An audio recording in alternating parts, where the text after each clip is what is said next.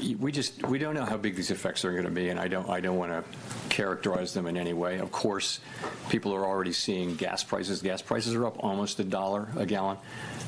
We hope that isn't for a long period of time, and of course people will feel that, but I don't want to speculate about what that might mean, because honestly that would sound like I have some idea of what's actually going to happen, and I don't think anybody really does. We're going to see how this works out. And at today's meeting, the committee decided to maintain the target range for the federal funds rate at 3.5 to 3.75%.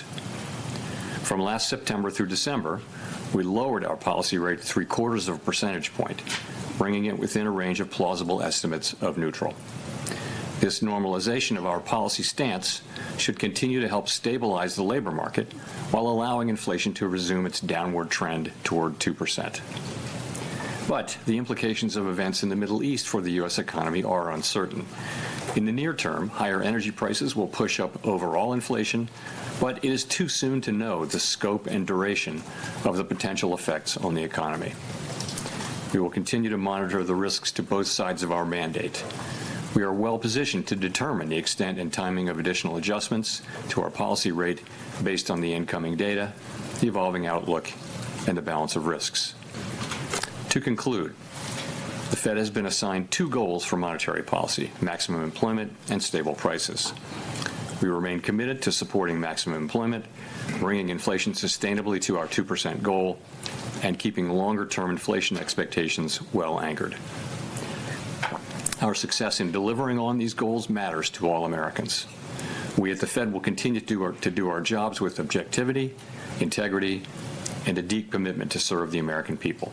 So let me say we're well aware of the performance of inflation over the last few years and how a series of shocks have interrupted progress that we've made over time.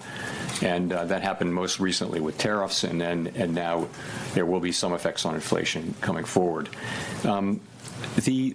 The thing that's really important that we see this year is progress on inflation through a reduction in goods inflation, as the one-time effects on prices of tariffs go through the system, go through the economy. That's the main thing we're looking for going into this exercise. And we need to be seeing that to sort of understand that we actually are making progress, because on net we didn't make progress. And if you look at total core inflation, it's about 3%, and some big chunk of that, between 1/2 and 3/4, is actually tariffs. So we're looking for progress on that. Is the higher inflation penciled in here for 2026 solely the result of the oil shock or something else? So that's going to be part of it. But, that wouldn't be most of core, right? So the oil shock for sure shows up here. Some of that will be in core as well. But yes, but no, there's also just the feeling that we haven't seen, the progress that we had hoped for on core goods. And on tariffs and on the rest of it. So for whatever reason, people did write up their inflation forecast. That will certainly be tied to events in the Middle East and the price of oil, but it's also, I think, a reflection of the slow progress we've seen on tariffs, which we believe we will see. It's just a question of how long it takes for them to get all the way through the economy, and it just takes some time. To your point, if we have if we have a long period of much higher gas prices, that's going to weigh on consumption. That'll weigh on disposable personal income, and it'll weigh on consumption. But we don't know if that's going to happen. Something quite different than that. We might have much lower than expected pass-through. So people write down, this is one of those SEPs where a number of people mentioned if we were ever going to skip an SEP, this would be a good one, because we just don't know. So I wouldn't say there's a conviction that this is going to go through quickly or not quickly. It's just you got to write something down, and this is something that is that people wrote down. We don't debate how long. How do you do that? We wouldn't be able to debate what the length of or size of these effects would be. We just have to kind of make an individual statement. And what you've written down before you'll be reluctant to move too far away from that, just because you don't know. It's so unclear what the direction from this particular end will be. Meanwhile, the growth has been solid, and inflation, the overshoot is mainly from the goods and tariffs. And, the labor market is, the unemployment rate, of course, is little changed since September. You have a very, very low break-even rate, apparently, for new jobs with little growth in either demand or supply. But the U.S. economy is doing, pretty well. It's just we don't know what the effects of this will be, and really no one does.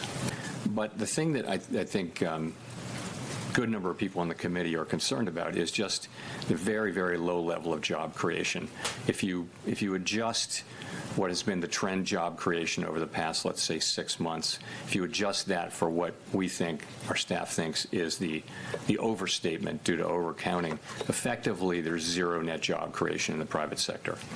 But actually that looks like that's about what the economy needs in terms of dealing with very, very low, non-existent, really, growth in the labor force, which, of course, we've never had in our history. So you've got a sort of a zero employment growth equilibrium.